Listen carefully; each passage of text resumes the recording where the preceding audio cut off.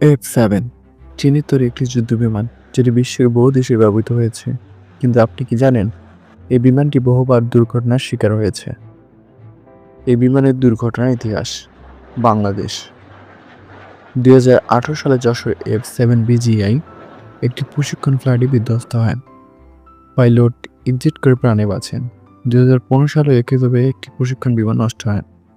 সর্বশেষ 2025 সালের 21 জুলাই বাংলাদেশ বিমানবাহিনীর একটি F-7 BGI যুদ্ধ বিমান উড্ডয়নের 12 মিনিটের মধ্যে ঢাকার উত্তরে অবস্থিত মাইলস্টোন কলেজের প্রাঙ্গণে বিধ্বস্ত হয়। পাকিস্তান 2020 সালে ইসলামাবাদে F-7 PG ট্রেনিং ফ্লাইটে ভেঙে পড়ে, পাইলট শহীদ হয়। 2011 ও 2016 সালেও একই দুর্ঘটনায় ক্ষতি হয়।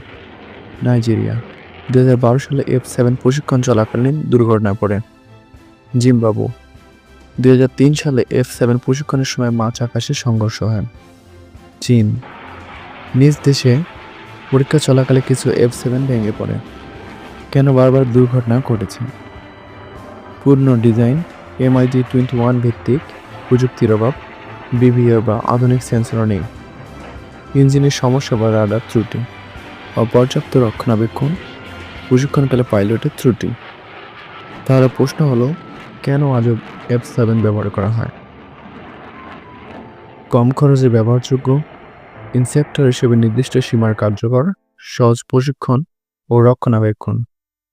তবে সত্যি হলো, এই বিমান আধুনিক যুদ্ধক্ষেত্রে টিকতে পারছে না। তাই অনেক দেশ আজ F-17, রাফেল, F-16 ইত্যাদির দিকে ঝুঁকছে। শেষ কথা, F-7 একসময় আকাশের বাঘ ছিল, কিন্তু এখন এটি পরিণত হয়েছে একটি ঝুঁকিপূর্ণ যুদ্ধযানে। হয়তো সময় এসেছে এটিকে অবসরে পাঠানোর। এমন তথ্যভিত্তিক ভিডিও পেতে চাইলে আমাদের চ্যানেলটি সাবস্ক্রাইব করুন।